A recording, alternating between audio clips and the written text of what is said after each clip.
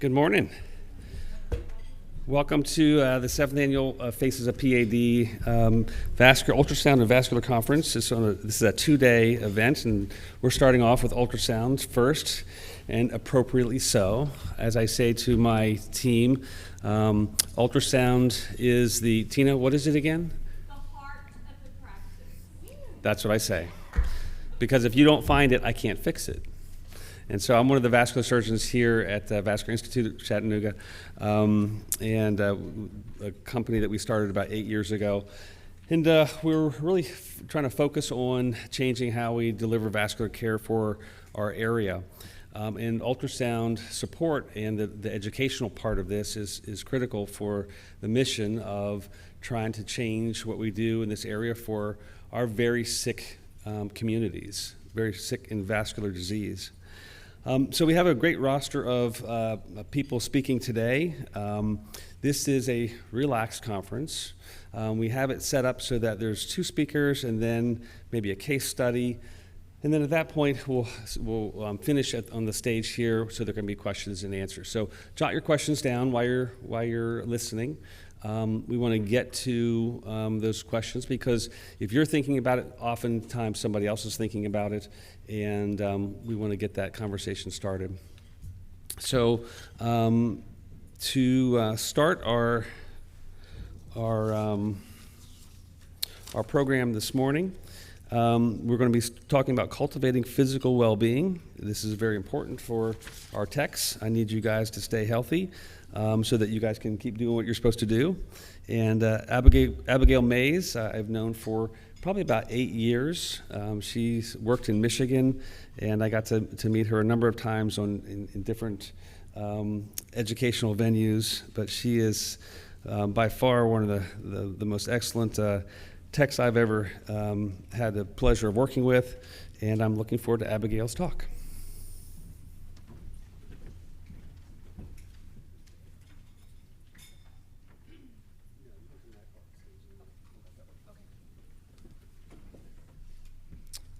My pocket. Thank you for that lovely introduction, Dr. Lissar, and thank you for everyone for having me here today. Very excited. For those of you, I think I only know one person in this room, so just in case you guys are wondering who the heck this girl is, my name is Abigail Mize, like Dr. Lissar said. I'm a registered cardiac and vascular sonographer. I worked in clinic for many years before transitioning to the outpatient space. And luckily there I had the chance to work cross-trained as a procedure tech, as a scrub tech, and I also had the wonderful opportunity to train as a research coordinator, and I've dedicated the last 5 years of my career to clinical research for PAD and CLTI patients. So I'm going to talk to you guys today about cultivating physical well-being for PAD patients, but obviously this also correlates to the staff members that Dr. Lissar obviously loves so dearly. So. I apologize, I've never given a talk like this before, so this is really interesting content.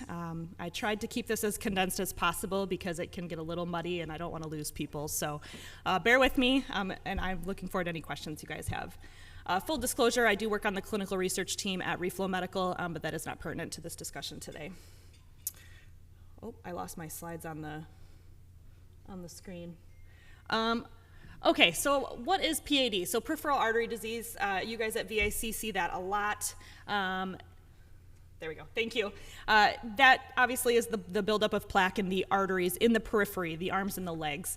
Most of what we see is obviously in the legs. The legs have a much higher demand than the arms do. It's estimated that 18 million Americans have PAD and more like 200 million people worldwide, so very, very prevalent. It is progressive and chronic, cannot be cured. We can, remove plaque, we can do atherectomy, we can stent and clear the way, but ultimately once that process starts, there's no way to fully remove it without actually removing and putting in a new artery, which maybe someday will happen, but not right now.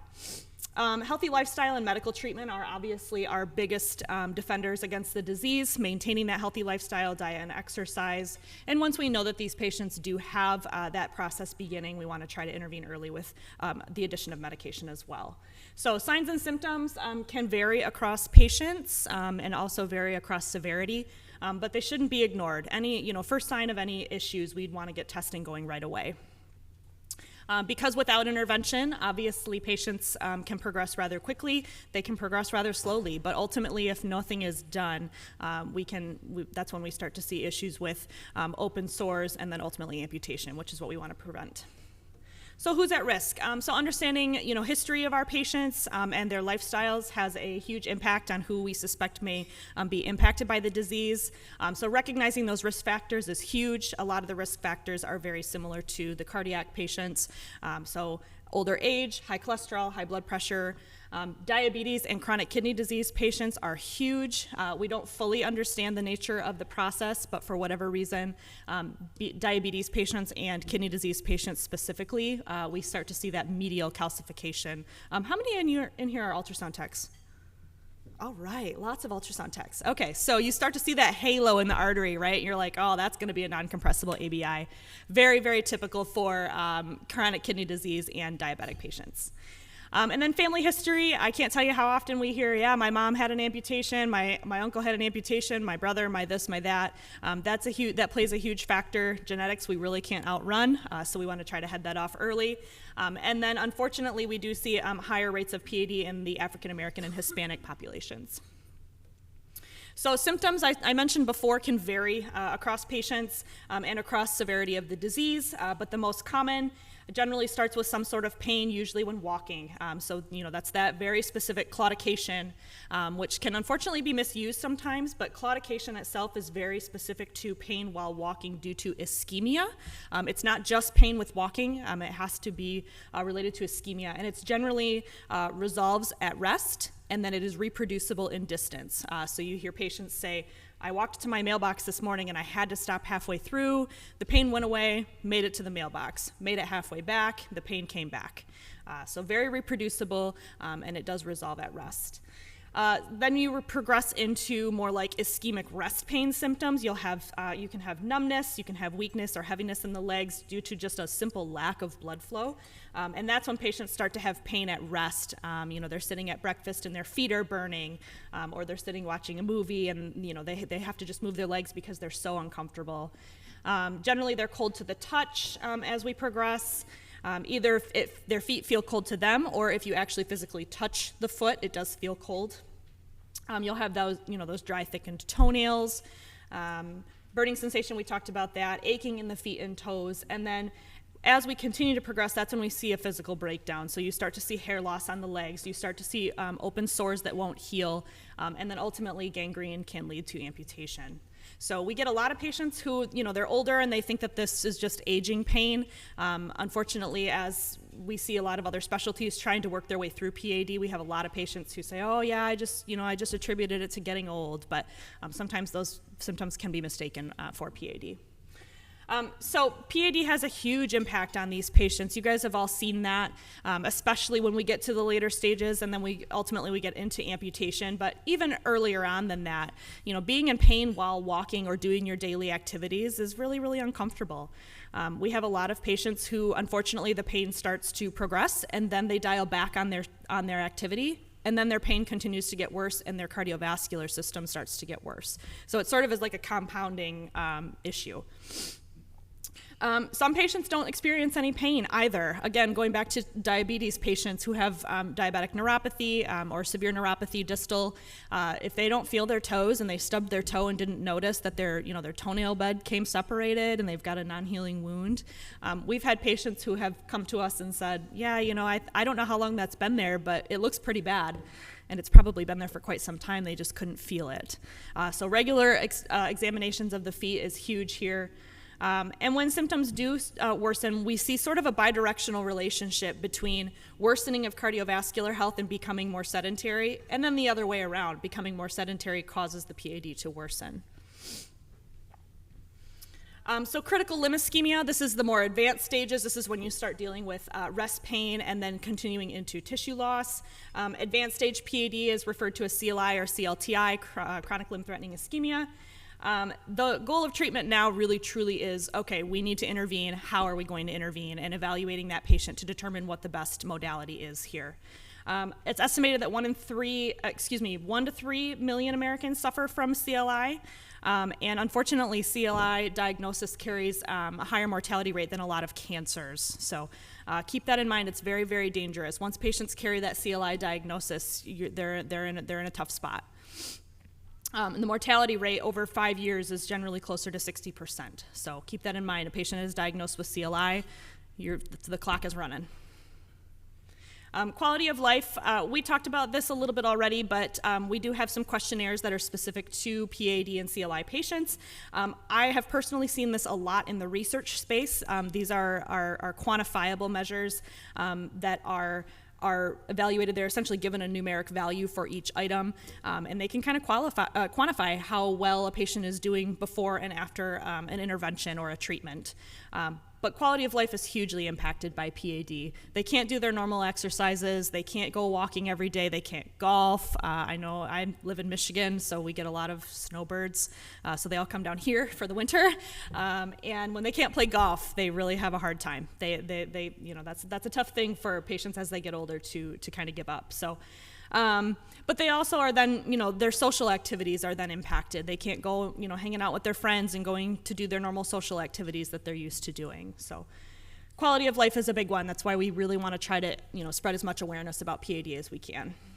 And detecting early, so checking pulses at the ankle, just palpating, using a handheld Doppler if you've got it. I've always been a huge proponent of if you don't have an ultrasound system in your practice, but you've got a blood pressure cuff and a handheld Doppler, throw an ABI on the patient, see what you can get. Teaching medical assistants and nurses to do ABIs is a great tool. Again, we'll talk later about where that doesn't work so well, but it's a great just starter tool to identify those patients that may be struggling. Walking programs have been shown to improve symptoms for patients who have early stages of PAD. It helps to increase the collateral system. That way the foot can start to pull from alternative pathways if the normal pathways are compromised. Medical management, that's huge. That's more for the providers. So looking at your DAPT therapies, making sure that they're on some sort of antiplatelet in order to keep the blood moving. The slower and sludgier, the worse the disease will get, faster. Risk factors, exercise, diet, making sure patients are on healthy diets, fresh fruits and vegetables, making sure that if they're not doing some sort of structured walking program, that they are doing some sort of exercise themselves. And then dietary, we talked about that as well. So waiting until patients progress to CLI generally has worse outcomes. So if the earlier we can detect and try to intervene, even with medical management, the better. So tools, so this is where kind of the ultrasound component comes into play here. So ABI I talked about. An ABI can be as simple as, like I said, a manual blood pressure cuff with a Doppler, just doing a screening ABI. But we also have ABI systems. I saw Parks's out there. There's lots of actual physiologic evaluation systems that can do a more advanced ABI in addition to a TBI that can help us detect, even if there's normal blood flow to the ankle, maybe the arteries in the foot are compromised, so detecting that pedal disease. But it can be done without capital equipment and systems that don't have that, offices that don't have that available. And then when we do an ABI, if you're in an accredited lab, every patient who gets an arterial duplex gets an ABI. But typically an ABI is often the first sort of line of defense. If an ABI does come back as abnormal, then we want to go to an arterial duplex to identify, like Dr. Lessar said, we want to find where the issues are so that we know how to best intervene. So a lot of you are ultrasound techs, this is going to look familiar, but for those of you who are not, ABI stands for ankle brachial index. It's very simply put, a blood pressure on the arm and a blood pressure on the ankle, and looking at the ratio. For most patients, we generally assume that the arm is normal, so then you're comparing how much blood is going to the arm versus how much is going to the leg, and then you calculate a ratio. You divide the ankle number you divide the ankle number by the arm number, and that gives you a ratio. Anything 0.9 and above is generally considered to be mostly normal. Mild, moderate, and severe all sort of vary across facilities. I have the numbers up here that we used at my previous place of employment, but those all vary. Generally 0.8, 0.75, 0.8, up to mid 0.9s is considered mild. Moderate, generally in the 0.6 to 0.8 range. And think of these as percentages, right? 100% is normal. 95% is almost completely normal. 60 to 80%, starting to get into more the moderate range. And then below 60%, you're in that failing range. But again, there are downfalls to ABI. So I talked about diabetic patients earlier, chronic kidney disease patients earlier. Those are the patients that tend to have that medial calcium. Medial calcium does not, bend and flatten like a normal natural artery would. So that's where we start to get into this falsely elevated. Are there any students in the room? Any ultrasound students? All right. So I'll tell you, when I was an ultrasound student, I did not understand what falsely elevated meant. It took me forever to understand that concept. But it essentially means, when you take a blood pressure, you're inflating your cuff to a pressure to the point where the artery completely collapses. But when you've got medial calcium, that artery doesn't collapse normally anymore, so it thinks that you're requiring more and more and more and more and more pressure to the point where it gives you an inaccurate assessment. So we see that a lot. There's a lot of research out there if you want to look up. I don't want to muddy this talk too much with this, but there's a lot of research out there about how ABIs are really not a great tool to use for PAD and specifically CLI patients for that reason. Downfalls to ABI, it does not include the location. ABI is not specific to a vessel. It is specific to the ankle.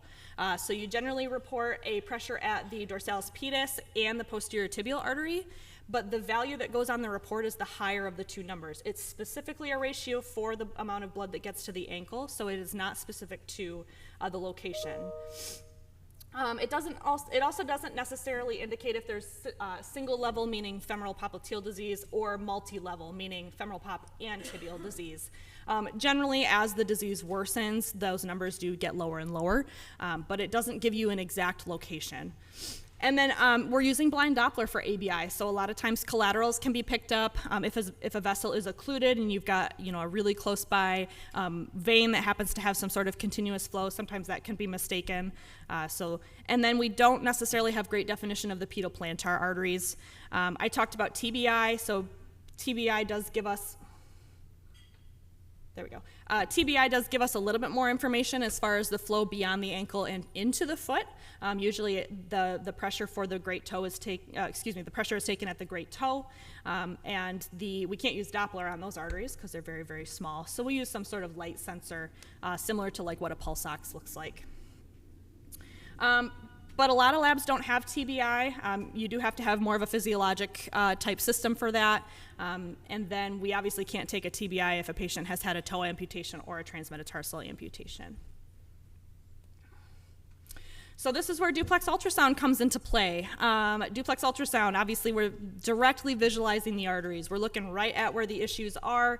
You get a nice 2D picture to see if there's thickening of the wall, if there's intimal calcium or medial calcium, using our color Doppler to assess how well blood is flowing through the area, and then spectral Doppler where we're actually measuring or estimating a velocity of how fast the blood is moving.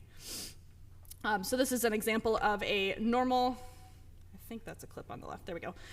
Normal common femoral artery bifurcation into the SFA and the profunda. Nice clean bifurcation. This is like a textbook picture. You don't see this on hardly any of your patients, right? And then on the right there you see sort of an acute SFA occlusion. You see that artery is quite dilated out, really nice dark filling, well, non-filling of the color, but very echolucent material suggesting probably a thrombus that occurred in this artery here. So Doppler waveform classifications are how we evaluate how well the blood is flowing. This article that I included here, this is the 2016 Society for Vascular Ultrasound position statement on how to classify waveforms. I know there's been some more recent adjustments to this. We're kind of moving away from the triphasic, biphasic, and more into the multiphasic universe. But I do want to just show you kind of all three because I do think that they're still important as far as when you're actually listening and evaluating, and when you do have changes from triphasic to biphasic. So the top picture here showing nice triphasic, so you've got a nice systolic push from the heartbeat, kind of a diastolic flow reversal as the artery rebounds back out, and then just that last little push, kind of that atrial kick coming from the cardiac cycle.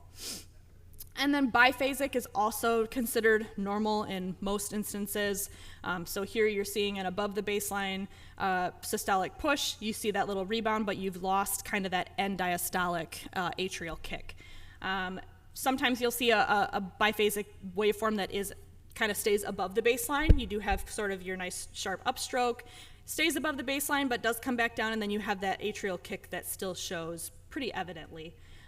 Generally, if you're going from a triphasic to more of a biphasic above the baseline waveform like that, there was something that occurred. The arteries have calcified and hardened somehow, or there's some sort of stenosis or something that caused flow disruption there.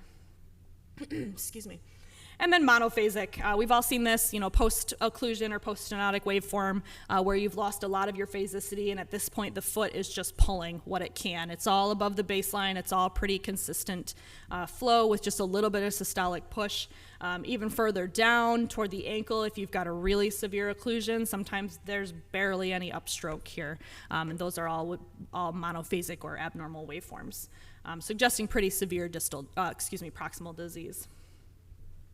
So I just wanted to throw a quick case study in here. I know there's going to be a whole case study after me today, but I just wanted to throw in this quick case that I did with one of my docs. This was a procedure. This patient came to us. He was kind of in his mid-60s. He was a very active guy, but he did have a history of heart disease. And he came to us after he had been experiencing for the last year kind of worsening pain in his leg after he had a heart cath. He had his heart cath, he had PCI done at the time, he felt great, had no chest pain, but his leg pain in the leg where they access just continued to get worse and worse and worse. He was diabetic, and he was a tobacco user. So we reviewed his cath report, and we found that they had accessed the proximal SFA and they had used a closure device. Closure devices are a hot topic in the interventional world right now. I have a whole slew of pictures on how to use closure devices under ultrasound. A lot of operators are moving toward using those groin closure devices with ultrasound to confirm that there are no complications after. I'm a huge proponent for that. If you have a doc who wants to ask me about it, please call me. But we suspected at that time, due to this ultrasound, oops, can I go back to that? Oh no. See if I can play that. Can you play that clip again? Because of the location of this stenosis and because of how tight it was, we suspected that there was a breakdown of the closure at the time of the procedure, and that's what was causing his leg pain to continue to worsen. So we brought him in for an angiogram. These are the pre-procedure images that I took on the patient. So nice, biphasic above. I don't know how well those pictures are coming across, but that middle picture was the stenosis itself. It was over 600 centimeters per second. It maxed out my scale. I couldn't evaluate the entire thing. And then just immediately post, so this is still in the SFA, you've got that's not even a monophasic waveform anymore, right? That's just essentially a thump. Sorry. So given that this patient was already medically managed, like I said, we took him into the angio suite. Unfortunately, I don't have post-procedure waveforms, but I can tell you that I scrubbed into this case with the doctor. We treated the entire patient using our ultrasound, and we evaluated the waveforms after. And post-procedure, he had nice triphasic waveforms all the way down his leg. He continued to do very well. He continued to increase his exercise again back to just about his baseline. So this was a really great example of how ultrasound can really be pertinent here, but also looking at overall the patient, their history, everything that they have had over the course of their disease process. So again, ultrasound is a really great tool. You heard Dr. Lessard this morning. It sounds like you guys use it a lot at VIC. That's awesome. I also worked in a practice where our docs almost exclusively relied on ultrasound. It can be used for a lot more than you think. So get creative with it.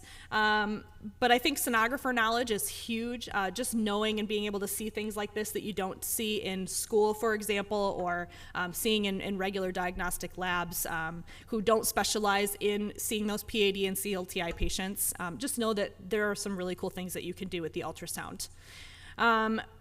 Pre and post treatment, that's huge. That's pretty standard in most interventional locations, looking at what the ultrasound looks like pre and then evaluating those waveforms post and comparing to the patient's symptoms. Can be repeated usually about a month later.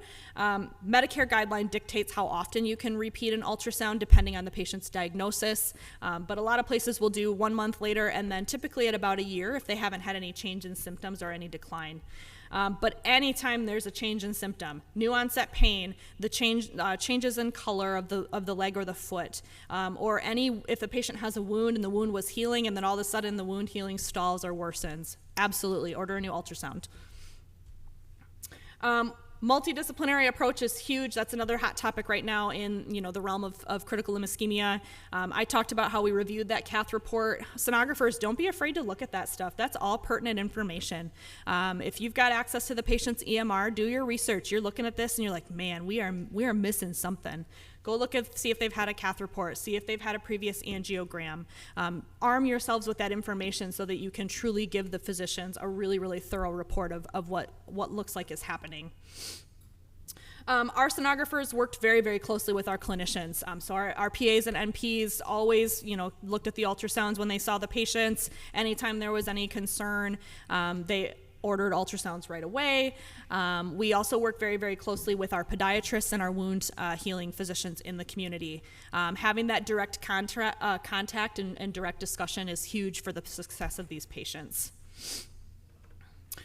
So my unsolicited advice, I don't know if you want it or not, you don't have to take it, but my advice to physicians, get comfortable with talking about studies and exactly what you're looking for, and make sure that your sonographers know that. There's all sorts of skill level in the ultrasound community. There's all sorts of exposure. I didn't see any of this stuff in school, and you really kind of learn this stuff on the job and from other people. So just know that this stuff can all be trained, and it can all be very, very useful. Just make sure that that's being communicated back and forth. And techs, get comfortable with talking to your docs. Let them know, like, hey, I know that this isn't in our protocol, but I also took a look at this, I did that. Get comfortable with discussing those things with the physicians, because you may not think that it's super pertinent, but they may think it's super pertinent. And obviously the sonographers are spending a lot more time with these patients sometimes.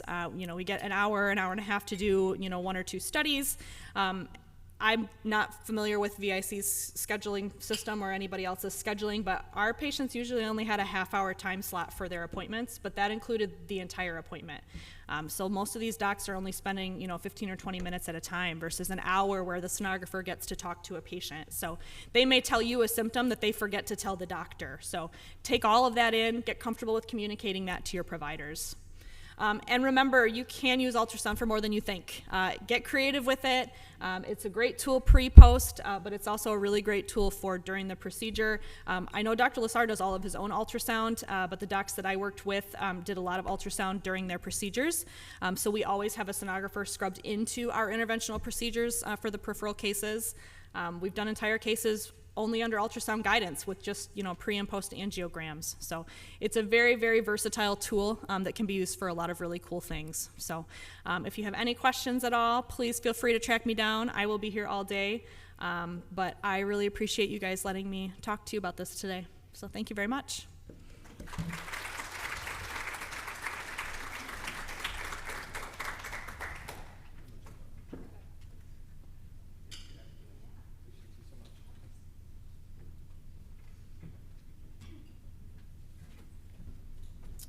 All right, that was Abigail. That was excellent. Thank you for that. And her advice of talk to the doc is important. Vascular ultrasound and vascular surgeons grew up together.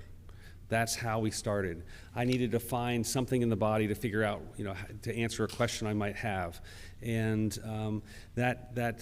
that marriage is critical. And so find the doctors that engage with you on that, and it's very important to do that. Our next speaker is, her name is Jill Sommerset. She is a RVT. She is piping in from the West Coast, so she is up at 5 in the morning ready to go for us. She couldn't physically be here. And do we have the links? Okay, we do. So as they're working on establishing that link, Jill has really had a fairly interesting career as an RVT, designing protocols for pedal acceleration time, where we can look at the circulation in the foot. And I'll give a quick little story. I was doing some CME work, and she was the lecturer at that point on stage, and I was kind of paying attention a little bit, and all of a sudden I saw that she was showing waveforms within the pedal arteries. And I said afterwards, I said, what is this? What are you doing? And she explained about acceleration times and how we can look in the arteries of the foot to see what the flow is like, and really use this as a predictive way of looking at therapy. So as we fix things, we can say we have enough perfusion now for the foot and for the patients. So do we have a link that's active at this point? Okay, so we might go to Plan B, but we'll see. I'm going to keep talking because I can do that all day long, so I hope you guys don't mind.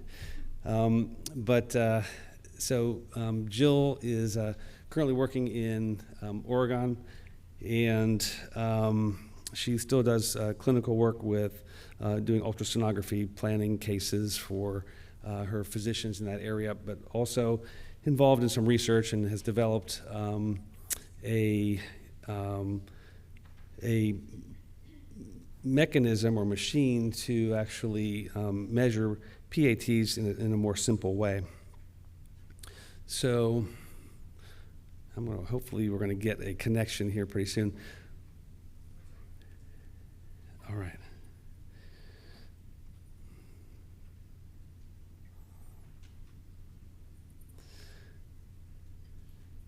If not, we do have a Plan B, and just move forward with a case study.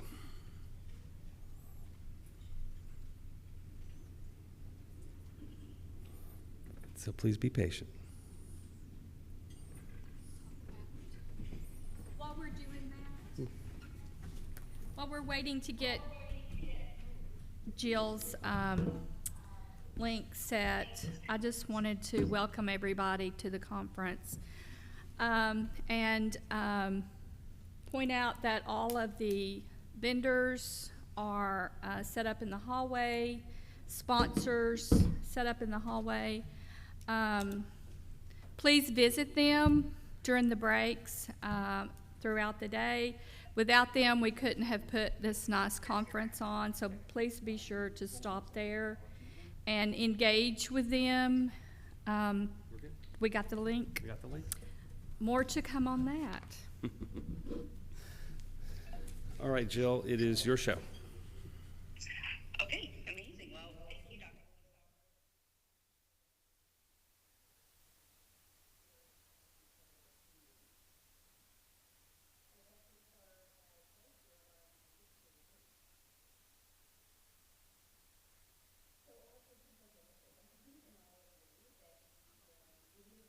Duplex in these complex patients.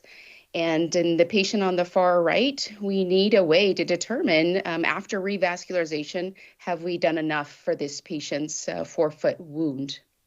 So I really believe that we should change the thinking on how we're approaching the patient in front of us. I think that we should tailor our approach if there's no wound, and this is a smoker and a screening, I think we have the tools for that. However, as we go down the line and we have more complex patients, diabetic smokers with non-compressible, they have forefoot amputation, I think there's a role to integrate, as Dr. Lessard talked about, something called pedal acceleration time or pedal duplex of the foot. So I think this thinking, we should be changing how we're approaching our patient right in front of us. We have all of these non-invasive tools that we have available to us. So I'm thrilled to be talking to you about pedal acceleration time because in these patients, we need these extra tools. We have ultrasound that has many different probes. We can scan into the foot, and these patients really deserve a higher level of testing that we can provide because they're at such a high risk for limb loss. And we know that the mortality morbidity rate once they have below the knee or above the knee amputation is really high. So vascular technologists, I think, can play a critical role in saving these limbs in our daily practice. So pedal acceleration time is a way that we can objectively measure blood flow in the foot. This is essentially the extension of the arterial duplex into the foot. We can do it at the bedside, we can do it intraoperatively, and certainly post-operatively. Pedal acceleration time is the measurement of time in milliseconds from the onset of systole to the peak of systole. This is measured in milliseconds. And we take this time and we apply it to our published criteria that has been published in the Annals of Vascular Surgery in 2019, where we looked at 499 limbs. These were put up against reliable ABIs. So we know that PAT correlates nicely with reliable ABIs. It not only correlates with reliable ABIs, but clinical symptoms. So it's broken up into 4 classes. Class 1, which is a PAT of less than 120 milliseconds, all the way to class 4, which is consistent with tissue loss and rest pain. Now, there is certainly a gray area here that we're currently working on, but this classification really can tell us if the wound will heal or not. And based on our data, we know that a PAT has to be less than 180 milliseconds to predict wound healing, and that's outside any major infection.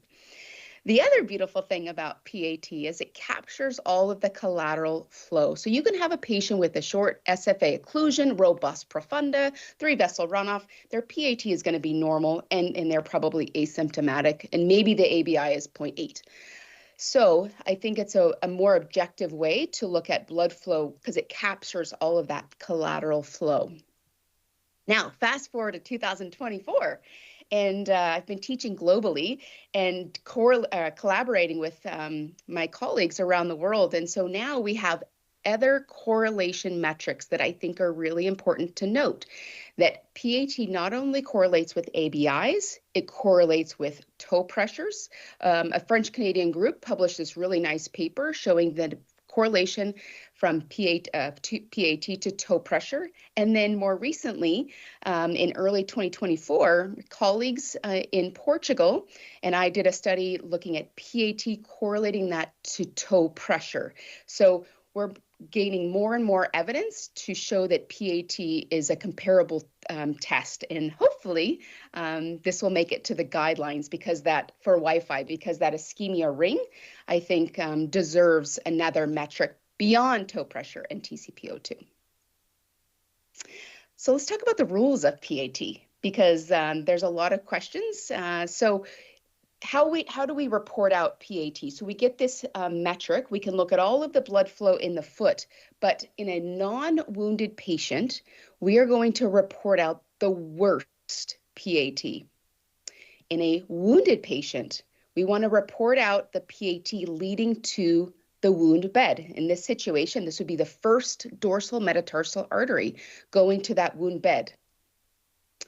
And you cannot rely on PAT in the setting of isolated, inflow disease that's hemodynamically significant. So if you have a common iliac occlusion, but everything from the common femoral down is widely patent, in that situation, PAT will present as a low velocity, and it's really best to probably use ABIs in that situation because these are probably non-diabetic patients, and you can rely on ABIs. If PAT velocity is 5 or 6 centimeters per second or less, that's automatically class 4. Our ultrasound settings just don't decrease anymore, and that automatically goes in the class 4 classification. When the waveform is so flat, that's automatically class 4. You just can't measure it. It's beyond class 4. And then technique is critical. So a lot of people send me waveforms like this, and this is really incorrect technique because we just can't measure it appropriately. It's 163 milliseconds. We have to decrease our scale to have a very large waveform. However, this is also incorrect. We would not want to measure from the baseline. We want to measure from the onset of systole to the peak of systole, and it's not even in the middle of the waveform. It's really just at the onset of systole to the peak here before it starts to turn over. So there is some technique that we need to be aware of for the accuracy of PAT. Now let's talk about arterial duplex imaging. So as we know, prior to 2017, we stopped imaging at the level of the ankle. And really, I just scanned my own foot at that time. And as Dr. Lassar said, when he when we were teaching that class together for his CMEs, I said, we can see the flow in the pedal arch. So when we add this to our full arterial duplex ultrasound, we now have a visual representation of how you're going to approach the patient. So these are 10 key elements that I believe should be integrated into a arterial duplex ultrasound. So I think we should always start by, these are patients with a wound, start at the wound bed. So the PAT can tell you right away if this is class 1, class 4, and if you're going to map this patient for intervention or not. So let's start at the wound bed. We can appreciate the pedal flow hemodynamics in this patient. You can see that the first dorsal metatarsal artery is actually occluded, but the second is widely patent to the wound bed. So you would get indirect flow through that second dorsal metatarsal artery. We have to look at the communicating arteries, and I have a slide in just a bit to kind of show you what that looks like. But the perineal artery supplies vital collateral pathways to the foot via the posterior communicating artery and anterior communicating artery. And then, of course, the runoff details. We no longer live in this proximal, mid, and distal world anymore. We can talk about calcium burden. We can look at diameter of the tibial vessels, cap morphology. I think there's a lot that we could talk about in our arterial duplex besides just proximal, mid, and distal. And then certainly access options. This is a safety issue. Is this patient, I know that we're probably going to go retrograde up and over, and is this anterior wall of the common femoral artery safe for access and safe for closure? And then that also goes for pedal access as well. We cannot forget about the profunda. We know that this is the lifeline of the leg. So we have to go beyond just the origin of the profunda. If it's a critical limb patient, I actually go down to the first order branch and get a full understanding of what the profunda is like for flow and diameter. And then, of course, we want to look at the cap morphology of the SFA. We can look at the plaque morphology as well. This will tell us a lot if we're likely to stay true lumen based on the cap morphology, whether it's an antegrade or retrograde access in this particular patient. And then where does the reconstitution occur? Maybe if we can't get through, this is an above knee pop. That tells Dr. Lessard a lot of information. Maybe they don't have a great saphenous vein to use, and we can just use PTFE. And then every CLTI patient, in my opinion, should have a GSV mapping. We know that this is important based on the best CLI trial, basal trial. This should be integrated into every practice with patients with a wound. Yes, we're going to probably try an endovascular approach first, but if this is a complex long CTO of the SFA, we want to know that because the likelihood of maybe crossing is a little lower versus if this is less calcific. And then if the disease pattern fits, we certainly want to look at mapping this patient for a deep venous arterialization, and we'll talk about that later. So when we put all of this information together, we can essentially map a target artery pathway to the wound bed. In this particular situation, Dr. Lessard maybe just will come in here and balloon this anterior tibial artery, maybe do atherectomy, balloon angioplasty. There's these tandem lesions, and we can indirectly get blood flow to these wound beds. Again, always mapping that GSV is really important. So here's that slide on the communicating artery, because I think it's underappreciated in traditional vascular ultrasound, but we can see these vessels so well. And once you understand the communicating pathway, you can really have a good understanding of pedal arch hemodynamics. And this is my favorite situation, is when we have single vessel runoff via the perineal artery. I believe the perineal artery is like the profunda. It's the lifeline of the lower leg. And in this situation, we may not be able to open up this AT and PT, but we can clean up and look at this perineal artery and show we have robust flow indirectly getting to the pedal arch. So we can see this beautifully with ultrasound from an anterior or medial and lateral approach.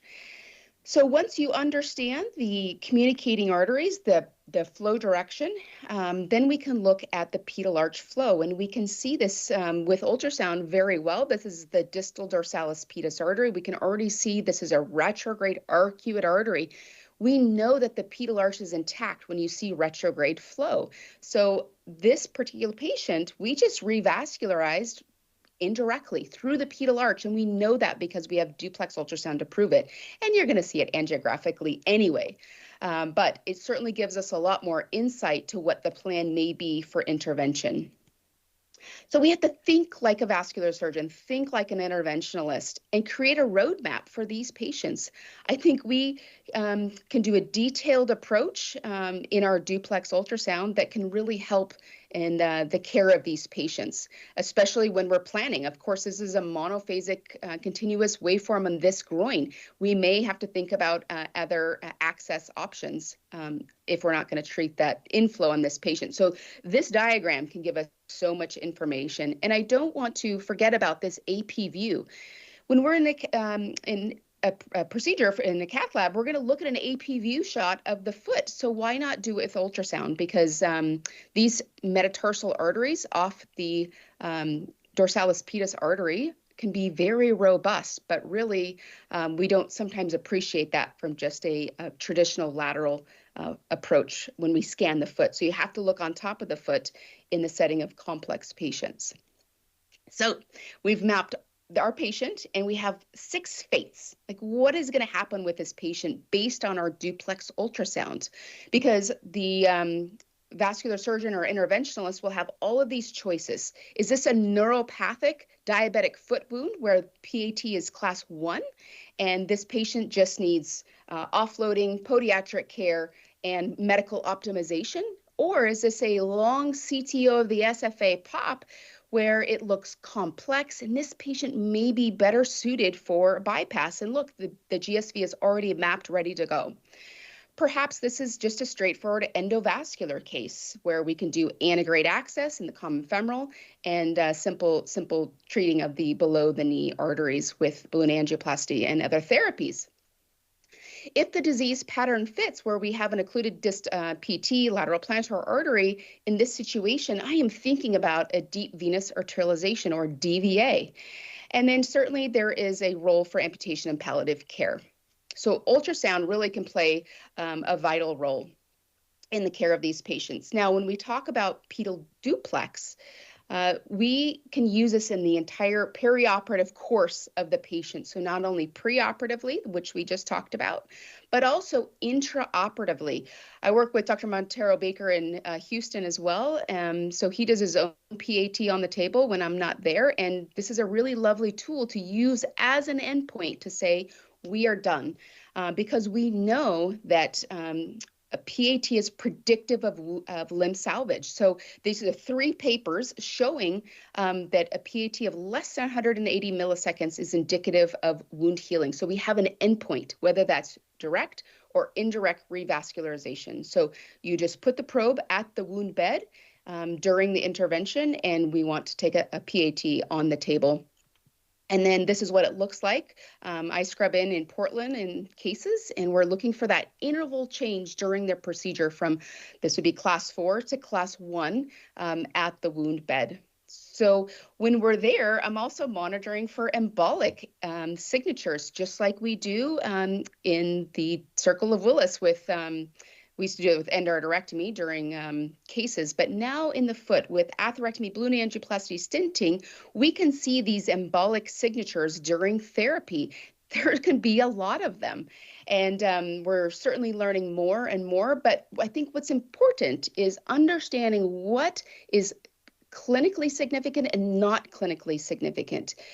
When we image the foot during intervention, we can see these embolic signatures. We can appreciate when therapy is being done. This is a balloon that's being now deflated. We can see flow coming back and an embolic signature. We can also appreciate when it is really clinically significant. You have a PAT of 188 to almost is going to go to 0 because there was a large emboli that really occluded, or many that occluded this lateral plantar artery. So it can be really significant during therapy. I think we have more to learn in that regard. And then certainly post-operative, not only after your intervention, but for our patients that are going through wound healing and in remission. This gentleman has this 4-foot amputation that healed, but he has this tiny little, looks like a little pressure neuropathic ulcer, but really it's class 4 PAT, and we can get on these patients early so their wound doesn't get worse. He just needed early intervention. But what other tool can we use besides pedal duplex in this situation? Or if you have TCPO2, that would work too. So let's talk about a case. This is a 57-year-old male. We're going to put all of these pieces together. He was a podiatrist who called me and said he's been told that he needs an amputation because they just did an ABI that was 1.7, and they did an angiogram and said there's nothing to do. So he has 3 wounds, one on his heel, one on his lateral foot, and one on his toe. And I actually mapped him for a DVA because he's got a high MAC score when we look at his calcium burden on x-ray. He does have a decent GSV, but when you look at this disease pattern, this is either going to be an endovascular approach or a DVA. So we decided to do endovascular traditional revascularization first, but he is mapped. His lateral plantar vein is 3 millimeters. He has a little nub of his posterior tibial artery. So in my mind, I'm thinking DVA. So during the case, remember, we want the PAT to be less than 180 milliseconds. So we have this published. So as expected, we did antegrade access on the right side. SFA pop looks really clean. And we're going to go after this short segment occlusion of his anterior tibial artery, which was crossed easily, and balloon angioplasty was performed. And if you look at this foot shot of the after balloon angioplasty, it's subjective. Now, Dr. Costantino uses a low CCA contrast just to spare his kidneys, but we're going to rely on duplex imaging. So the PAT at this first wound bed was class 3. You can see the flow obliterate with the balloon inflated. And then after therapy, his PAT went to class 1. So we are done. This is like 20 minutes into the case. And at that same time, I'm now going to go to the lateral foot. Also was class 3. After balloon angioplasty of that AT went down to class 1. So 2 wounds have been addressed right away. Now we're going to focus on the perineal artery. So you can see the perineal is occluded here, and I'm going to be right at that lateral calcaneal branch at the heel wound. Heel wounds are so challenging, and we're working on our publication to show using PAT in the lateral medial calcaneal branch can be actually quite helpful. So after CSI, we did atherectomy, balloon angioplasty. We can follow this lateral calcaneal branch to the heel wound, and PAT post-therapy was class 1. And I always like to pop up to the distal tibials and show that we have good flow. This is the lateral, this is an AP foot shot. Can't really appreciate any wound blush, but PAT was certainly class 1. And then here's that distal tibial flow. It's 148, 145. This looks really good in the distal perineal and distal anteriotibial artery. We follow our patients 1 hour post-op. This patient also is class 1 to the heel wound. For his 1 month follow-up, the toe wound is healed. The heel wound is healing. He is still stable at class 1 PAT. At 2 months, his lateral foot wound is healed. His toe wound is healed, still class 1. His heel wound's looking really, really nice. And at 4 months, and at 5 months, we celebrate these heel wounds because this gentleman was condemned to a below-the-knee amputation, which was avoided. I'd like to move on to pedal venous imaging. I think this is really critical in the setting of these complex no-option patients. Pedal venous imaging is vital in patients who are pre-op for DVA. We have to understand the health and the diameter of this pedal venous anatomy. And ultrasound is so good now. We can appreciate the valves. We can appreciate the access for lateral plantar vein in the setting of pre-DVA. So this is an occluded lateral plantar artery. This is a very healthy, generous lateral plantar vein that we need to access for patients undergoing a DVA. So When we think about DVA, we're pre-oping these patients for everything. This patient, Dr. Montero Baker and I did together. So I'm thinking about DVA when I have a patient like this in front of me. And with this patient, we actually ended up doing a hybrid arterialization. So the GSV was anastomosed to the popliteal artery instead of traditional deep venous arterialization. So we follow these patients post-DVA, and we're going to look at the entire conduit just like we would do an AV fistula. But let's think beyond the traditional methods. Like usually we're looking at flow volumes in the lateral plantar vein post-DVA. But now we're going to think about something new. And Dr. Lissar, I'm really happy to share this with you because I discovered this in our early feasibility work in Mexico, that we can see by duplex imaging if a DVA is mature and if the patient will likely go on to healing. So these are new concept called maturation and conversion. And basically, we're documenting arterialized flow outside of the lateral plantar vein in the Lejar's plexus. So think about that initial creation of a deep venous arterialization, where we're taking arterialized flow from the posterior tibial artery to the posterior tibial vein and sending the flow around the pedal venous arch. This is the initial creation. 6 weeks later, we have flow in the Lejar's plexus. This is positive angiographic maturation. But what's more exciting is that we can see this with duplex ultrasound. So maturation means the DVA is open and we have blood flow in the Lejar's plexus by duplex imaging. So this is what it looks like. The probe is in a transverse view. We can see arterialized flow that's can be quantified when we put a spectral Doppler in there. This is changing how we're managing our patients.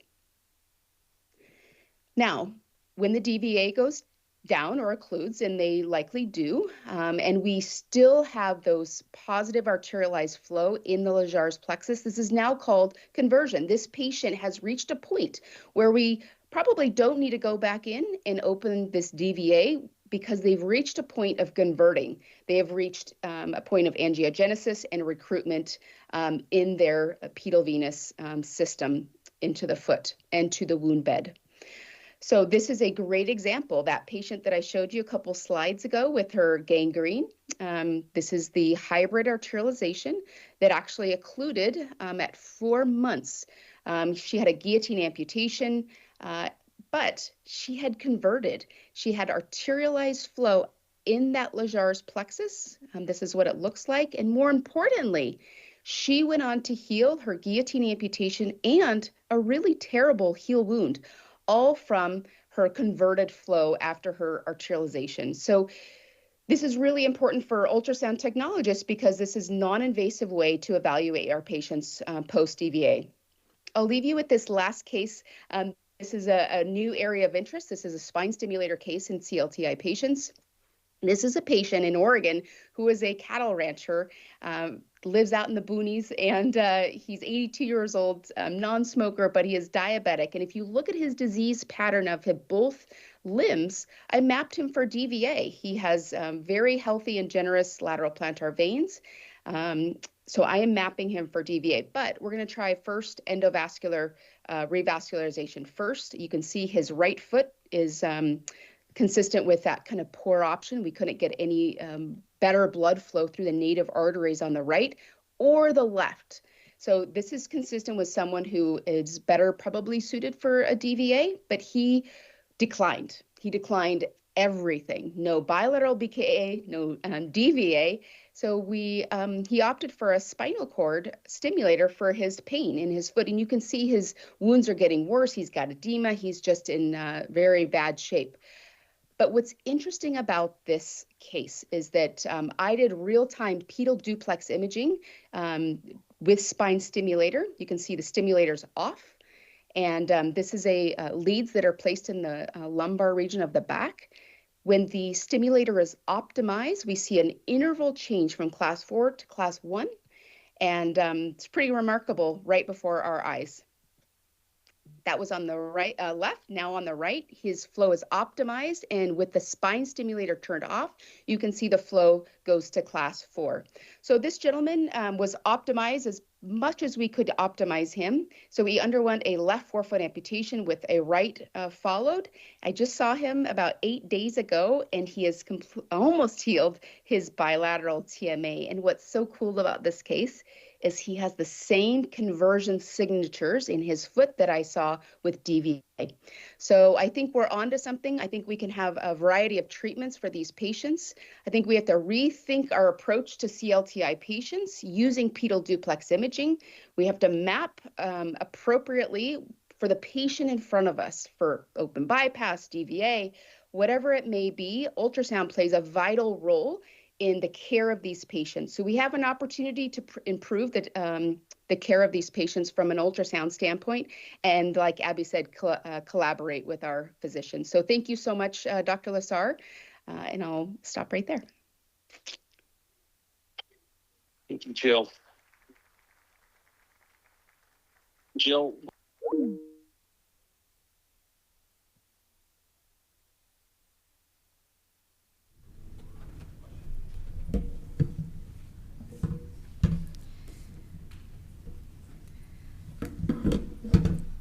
Thank you to both of our previous speakers. I remember I could just see the wheels turning in Dr. Lessard's head as she was giving that lecture. But I remember when he first came back after meeting Jill at that conference he went to, and he said, "Tina, I need you to call this girl because we're going to start imaging in the foot."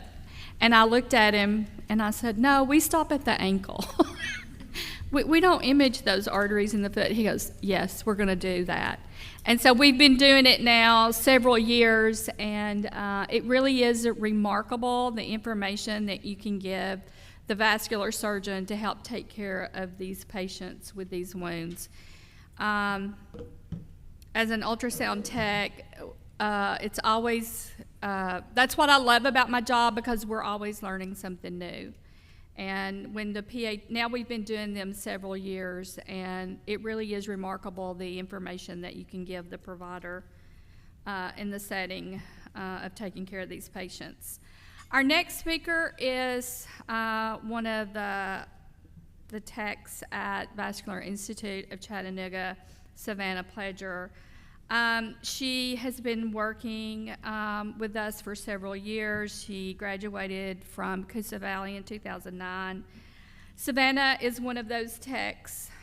We all are, but in particular, she's always advocating for her patients, and that is what makes a good vascular tech, to always advocate for your patients to get all of the information as much as you can on the ultrasound to take care of them. So Savannah has a case study on a CLI patient and some PAT information to kind of tie this together.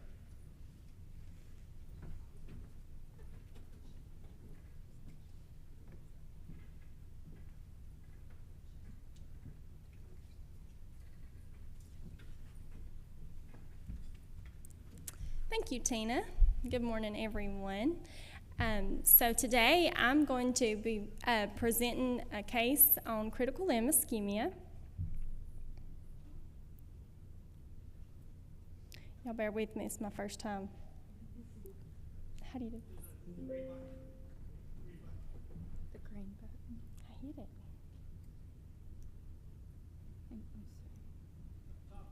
The top button. There you go. Top button. This one. Okay, I apologize. Okay, so this patient's a 48-year-old female. She's referred from podiatry for advanced peripheral arterial disease. She was recommended to have a right great toe amputation to be performed by Dr. Lessard. She has wounds of the bilateral lower extremity. Her right great toe is discolored and deformed, and after a recent fall, the bone was protruding out. She has a diabetic foot ulcer on the bottom plantar surface of her left great toe. Her past medical history includes her blood pressure is well controlled. She's on statin low-dose Xarelto. She's not currently taking any low-dose aspirin. She smokes less than a half a pack per day, and she's actively trying to quit. She has neuropathy, and she has a history of osteomyelitis. So her surgical history includes, on 7/8/22, she had a right popliteal artery atherectomy and stent. She had on 6/27/22, she had a right SFA, angioplasty and stent, a right plantar angioplasty, and a right PTA atherectomy. On 2/22/22, she had a left SFA atherectomy and angioplasty, a left popliteal artery atherectomy, and an angioplasty and stent. So she was referred from podiatry for this right toe, and you can see that it's discolored and deformed there. But our main focus is this more acute wound that she has on her left great toe. And so in using our critical thinking skills, before we even go to do this ultrasound, we kind of think about our pedial arteries and what the feeding artery will be, what we need to be like really looking at to determine what the issue is. Okay, so we look here at our angiosomes and thinking about where that wound is. If you look there, it's hard for me to see because I don't have good vision here, but so it's the medial plantar, and the feeder artery for the medial plantar is the posterior tibial artery. So y'all can see that there, and you can see all the different ones, kind of like Jill was talking about before. Okay, so we do an ABI, and I can't see these numbers. Somebody's going to have to help me, I'm sorry. But the right, I think, was mild, or what happened? So the right was mild, and the left was in the severe range. I've got a blue screen here. Okay. So our criteria is there at the bottom. So you can see that severe range is 0.35 to 0.50, and so that's what we were looking at on that left leg. So the toe pressure was 45 on that left toe, and so that puts us at non-successful healing for that diabetic ulcer. So we do a ABI, and so our findings on ultrasound are that the left SFA is occluded proximally to distal, and there's a mid-popliteal lesion of greater than 75%, and then our posterior tibial artery is occluded, and then if you look down here to our pedial artery acceleration time, you can see that the medial plantar is also occluded. So here's our stick man that Dr. Lessard loves, and so you can see on the left side that the stent is occluded proximally to distal, and then there's a lesion in the popliteal artery. Our posterior tibial artery is occluded, and our medial plantar artery is occluded. So this is our ultrasound imaging. So you can see the left common femoral artery, the profunda femoral artery, and then we get to the left SFA, and there's no color Doppler there. So here you can see the left mid SFA stent, there's no color Doppler within there. Here's the distal SFA stent. And then we have reconstitution in the popliteal artery. So now we are looking here, and we're going from a velocity of 34 to a velocity of 156. So we got a velocity ratio of 8.7. So even though that velocity is not greater than 200, we still have a significant stenosis here because of the velocity ratio. So you can see also in the left popliteal distal to that, you've got that dampened monophasic waveform. So our posterior tibial artery, there's no color Doppler there. And our left ATA and perineal artery is monophasic, and that's consistent with the more proximal occlusion. So looking at our pedial artery acceleration time, so as I had spoke about before, we want to look at, so the dorsal metatarsal, we look there and it's at 190. So that puts us in a class of moderate ischemia. And then our main focus, because of where the wound was, is our medial plantar, and we see that it's occluded.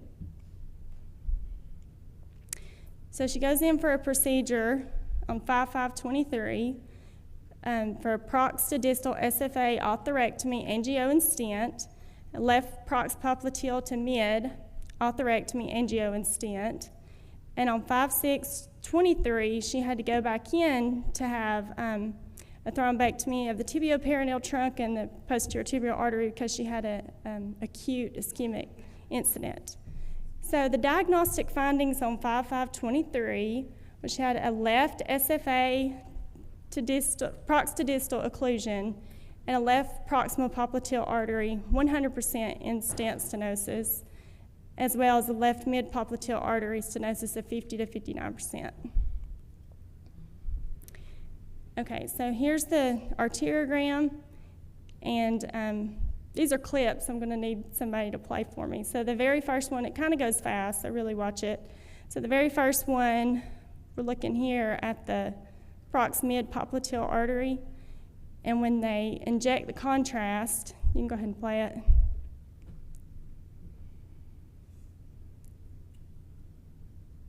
Let me try. It didn't play it. It is? Okay, okay. So you could see that there was no color filling in that. There was no blood flow. And then on the other side, if you'll play that, I might need to back up one.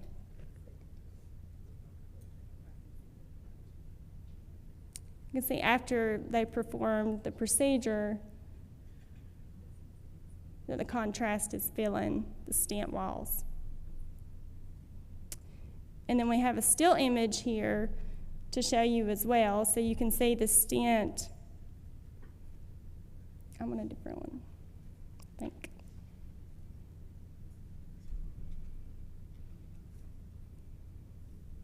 Okay. So this is the mid to distal SFA. Okay. Sorry, it's flipping back and forth on me. Do you see this? Okay, I apologize. How do I go backwards?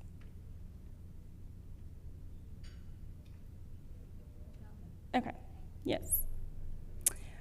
All right, so this was our still image. So you can see that when they injected the contrast, that there's no color fill in the popliteal artery stent. And then on the left, that is post-procedure, you can see there's good filling there. So in this next one, this is also a clip, and this is of the SFA stent. So can you play that one?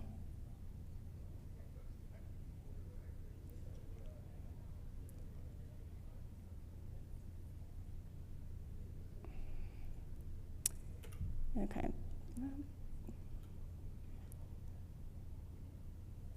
Okay, so you can see that good collateral flow that she has there, but there's no flow into the stent. So then post-operatively, if you'll play that clip, you can see the blood flow is filling now. Okay, and this is just a still image so that you can better see it. So you see no contrast filling, and then post-operatively you see the contrast filling, the blood flow. Okay, so she comes back for ultrasound on 6/20/23, and so on the left side now we have normal ABI of 1.16, and her toe has markedly improved to 114, so now she has successful wound healing. So look at the ultrasound and see we have the common femoral artery, we have the good multiphasic flow there, and then looking at the profunda, and then the left common femoral artery, you can see that proximal stent attachment right there in the SFA, and then our good color fill through the left SFA proximal stent. There's our mid stent and our distal stent. They're just showing a B-mode image there so you can see the stent walls. And then you see the flow through the left distal SFA. We have the stent edge or distal stent attachment to the left popliteal artery proximal stent, the left popliteal artery mid stent, attachment, and then the native outflow in the left popliteal artery distally. So now our posterior tibial artery is widely patent. We got a good multiphasic flow there. Our left ATA is now occluded, but we do have the runoff through the PTA and the perineal. So we look at our dorsal metatarsal, and it's 100 milliseconds, so that puts us within no ischemic range now. And our medial plantar, which was previously occluded, is now within the normal range. So this was a picture before she had her procedure compared to after she had her procedure, and you can see that the wound is starting to heal. And just in case you're wondering about the other toe, she did go on to have that amputation, and this place on the bottom of her foot is where she had burned her foot on a heater. So we continue to follow her and monitor her with ultrasound, as well as like smoking cessation classes and stuff with her. But you can see that the wound is healing. It's almost completely healed. And after looking at all these beautiful feet, here's my beautiful family. Thank you so much for your time.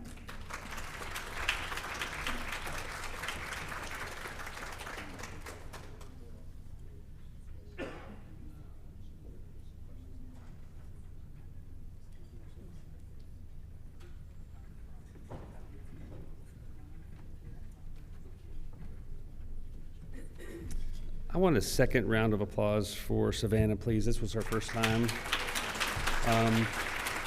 You knocked it out of the park, and you didn't even act like you were nervous at all. So you did a great job. I think you just did a wonderful job. So this next part of the section is really for the audience to participate a little bit and ask some questions. We have seen some amazing talks.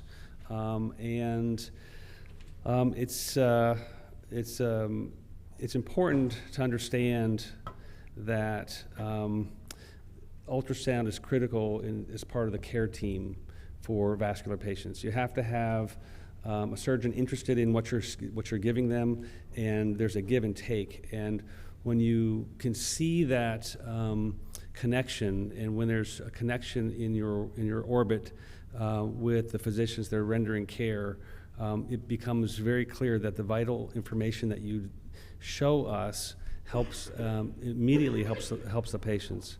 And so, one thing I would like to ask Abigail about is to talk a little bit about her experience with two incredible physicians that she got to meet and work with, and just talk about that connection, because I think that is empowering. It's also makes you want to come to work every day. It makes you want to stay at work till 10 o'clock at night sometimes, which is what I need sometimes from everybody. But talk a little bit about that, Savannah, and then I have a question for Jill. Yeah, I had the opportunity to work with two really great physicians. I got to attend the AMP Symposium in Chicago in 2013 when I was a little baby ultrasound student, and I got to see all of the things that they talked about as far as CLI intervention goes. That was where I met Dr. Lessar, and it really sort of made me realize that there's so much more out there than you ever learn in school. And I know I said this during my talk several times, but just seeing what those ultrasound techs were doing at the time and how they were utilizing that technology in order to really help truly better the outcomes for these patients was so incredible. So I had a really great opportunity to eventually go work for them and learn and train with them and really become part of the interventional team. Our sonographers worked very, very closely with our physicians. So usually I was paired with one physician. We had another tech that was paired with another physician. But him and I really learned so well I could anticipate what he was going to want. I could anticipate, what we would watch the angiogram, and I knew right away he's looking at that posterior tibial. I already mapped it. I know that he can access it.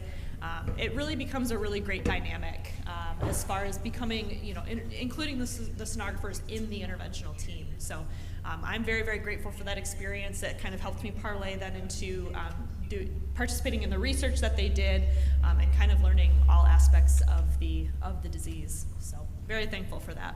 Yeah, you had a special experience. I mean, you got to work with the doctors in surgery. Yes. And you saw Jill work with her doctors in surgery.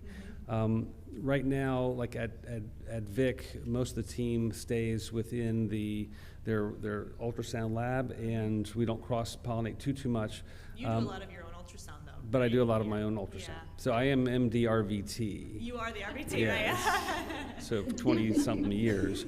So I do play a little bit of role in that. Jill, are you able to hear me okay? Okay. I can, yes. Okay, Thank you. good. And I'm going to keep the phone the way it is. So Jill, I'm going to ask you a question. You know, you set the bar pretty high for my techs, because about 7 years ago when I first met you and we talked about PAT and I realized what it could do for me and our patients, I started having Tina, our technical director, who I'll introduce here in a moment, pretty much do PATs on every single arterial patient that came through the door. And part of that was to train the staff how to do it in normal people, normal PATs, but also to start to really delve into that abnormal and really get the data correct. So one of the questions is, you had a very complex kind of model of how you scan a patient. How long does that normally take you? I'm assuming about 10 or 15 minutes. Is that about right, to scan one of those patients? To scan the foot? To scan the foot and make your care plan. Oh, like 10 minutes. Yep. I love it. See, 10 minutes. No, she's kidding. I'm kidding. How long does it normally take you to really do a thorough test like that? So if I'm mapping for like intervention or the first time I'm seeing this patient, it's a good hour. I mean, I start at the foot and you're automatically thinking, is this going to be open endo or DVA based on what's in front of you? So I think it's just that elevated thinking that technologists should, put into their practice about what do you think Dr. Lissar or Dr. Harris is going to do for this patient, and start to map appropriately. So an hour is appropriate. I want to add to that too. I'm so glad that Jill brought up mapping and the concept of what you're looking at and anticipating what the possible treatment options are going to be, because we also did a lot of work on DVA. And when you're mapping those arteries and you're looking at these distal tibial arteries and there's no artery, right? It's been occluded for so long, it's completely obliterated, there's no reconstitution. In your mind, those are the patients where you look at and you say, there's no way that this natural artery can be fixed. Maybe I should grab some pictures of the veins, take a look at the veins down in the foot. Those are going to be your potential DVA subjects. And so being able to recognize those things as you're scanning is incredibly helpful as you kind of develop those interventional knowledge tidbits. So I'm really glad that Jill brought that up. And just to kind of clarify what DVA is, it's where we attach the arterial system to the venous system, and we break the valves all the way to the foot, either by a stent or a laser or a balloon, and we allow that circulation, basically creating a fistula to the foot. And what was interesting about that, and Jill alluded to this, was that through the venous capillary system, it kind of goes into the arterial capillary system. It takes about 8 to 12 weeks for reversal of flow. And so we actually go from artery femoral through the DVA, either a stent down to the lower leg, into the venous system of the foot, which then goes into the arterial system of the foot. And it takes about 8 to 12 weeks for that to connect. And when they connect, that's when they actually start to heal. And so that's a new way of actually accomplishing getting circulation to a foot that's otherwise not able to be saved. And we've saved a number of limbs throughout the country with this concept. And so understanding that, and then understanding how to map that pre-post is going to be critical in the success for that patient. Tina, did you have any questions? Go ahead, Jill. I was just going to say, just to echo your point and Abby's point, I think what is needed in the United States is actually more collaboration from vascular ultrasound techs and the interventionalist, whether it be IC, IR, or vascular surgery. I think if we can start to think like the specialists we're working with and tailor our approach in the patient in front of us, I think that goes a long way. And that's really just the passion and desire to do right by the patient in front of us. I think a lot of techs get into this, just scan proximal and distal and move on. And there's just so much more we can get from that. So I think the involvement of the specialist is critical. Well, ladies, I think you've kind of shown us that that collaboration and can really drive, the care for patients. I mean, I think it's critical that we have specialty centers that do this type of work. You didn't get into this field just to, say yes, there's a DVT or no, there's no DVT. It's important to say that, but there's also a lot of thinking that goes along with this, and understanding that needs to develop, and that's part of why we do a course like this, is that we can drive people. So just real quick show of hands, how many ultrasonographers are out there, vascular sonographers that actively practice? Please just lift your hand. Just lift your hand. Just keep them up, please, for just a second. Nobody over here? Okay, got a couple. How many continue to do PATs? Who do PATs? So pretty much everybody that raised their hand is pretty much doing PATs. So that's awesome. Again, it's part of the process where we learn what to do and how we care for patients and how we grow together. So I think that's very important. Jill, any other questions from the audience to Jill or Abigail? Yes, please. It's for Jill. Okay. I'll repeat it here. I'm interested in I know it was just a little bit at the end, but the spinal cord stimulation Yeah. for improving blood flow to the patients who are candidates. Yeah. All of my patients are her 82-year-old farmer. Yeah. Yes. Is it helpful enough that you would consider that basically when you see a patient for the first time and you're sort of starting to dole out your referrals, okay, you see this guy, that we include pain management referral in that group? Like, does it help Okay. that much? So Jill, here's the question. It was an excellent question. The question is, in your patient that had the spinal cord stimulator, I'm assuming that's a very specific type of stimulator and device, and she wanted to know, should we refer to pain management for those stimulators at this point, or is this really in the genesis and a new device that is starting to develop? Can you comment about getting spinal cord stimulation like you showed in that case in our region here? Yeah, it's a great question. So right now, can you hear me okay? Yes, hear you great. Okay. Right now, Abbott and Nevro is who I'm working with, but there's indications for neuropathic foot pain. But as we know, sometimes we revascularize these patients, and their ischemia, we've got now enough blood flow, and it's not an ischemia pain, it's a neuropathic foot pain. So I think the collaboration with pain specialists is going to be key in these type of patients. I agree with that.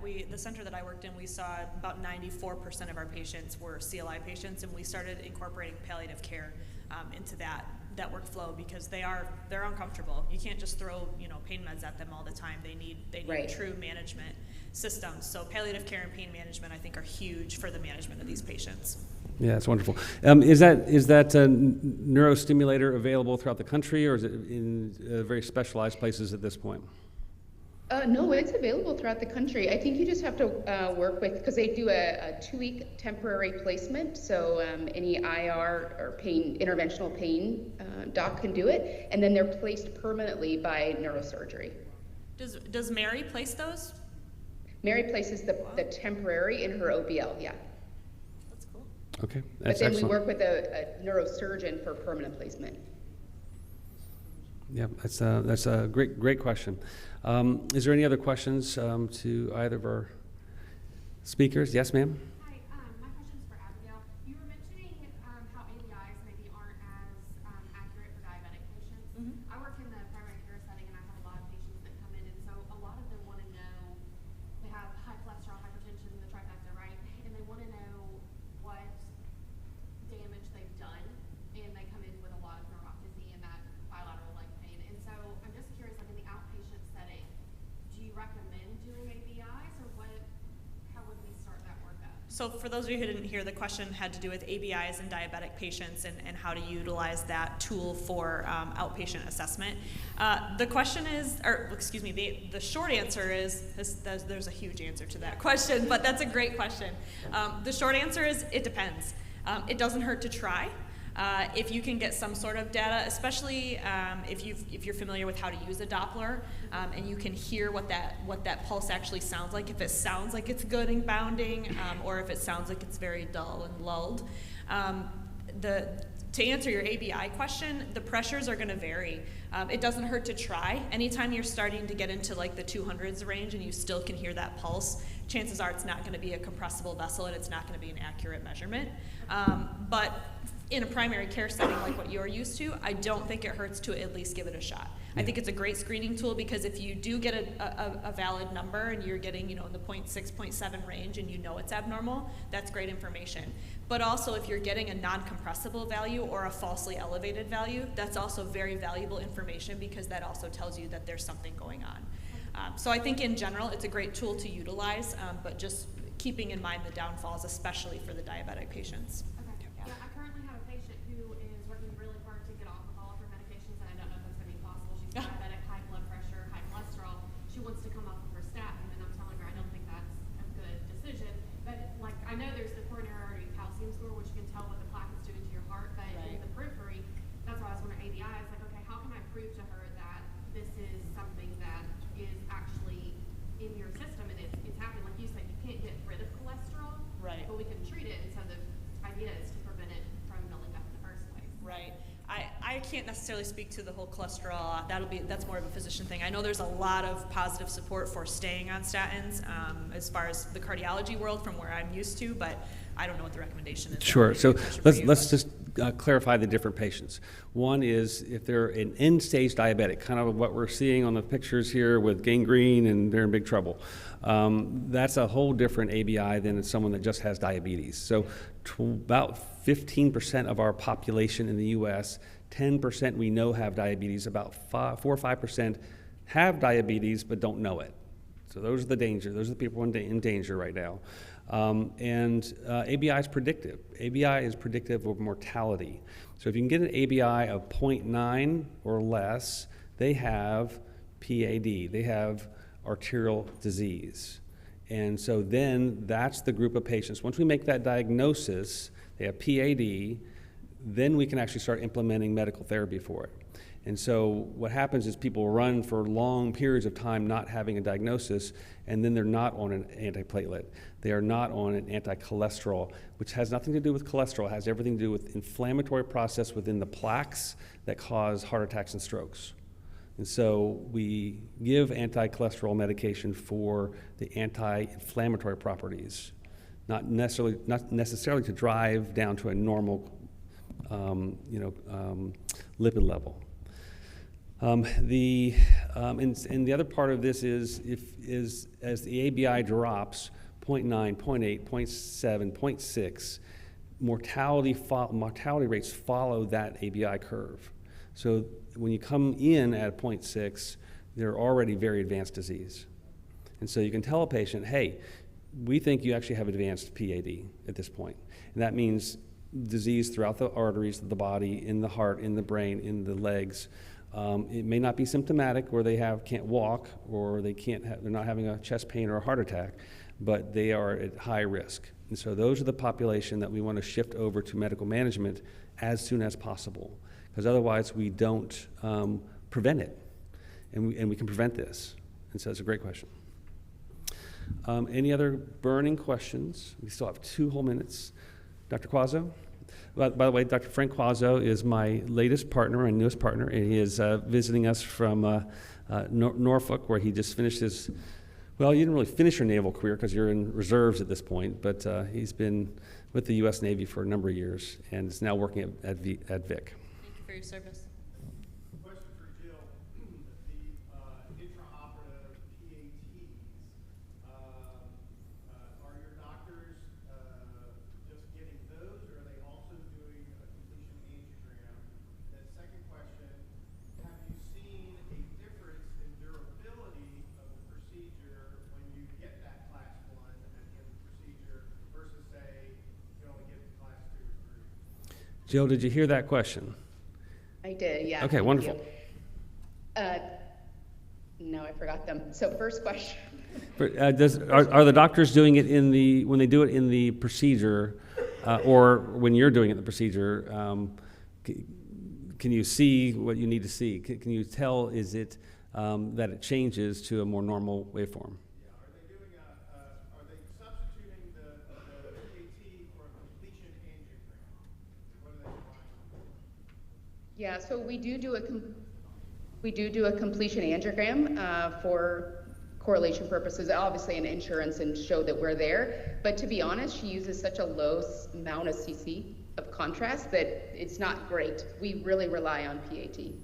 Yeah, and so Frank, one of the thought behind that is, as far as intervening on some of these patients, there's often multiple layers or multiple things that need to happen to fix these patients.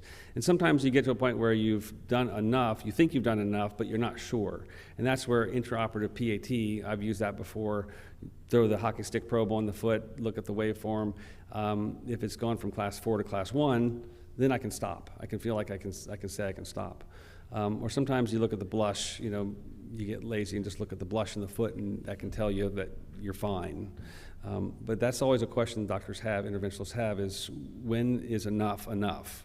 Should I continue to fight, and should I continue to do more, which can put somebody at risk? The more we do, the more the risk there is. If we don't do enough, there's risk. So there's always trying to find that balance. The enemy of better, right? The enemy of better sometimes. Always the never-ending question. But if it's not good, you have to fight for it. Right, absolutely. So we have just hit our time. I think I am a strict time person. We're going to get you guys out at the right time, that means breaks and everything goes with that. But Abigail and Jill, thank you. If you're still online in the ether, thank you so much. And Savannah, excellent job. I expect you to do this again next time.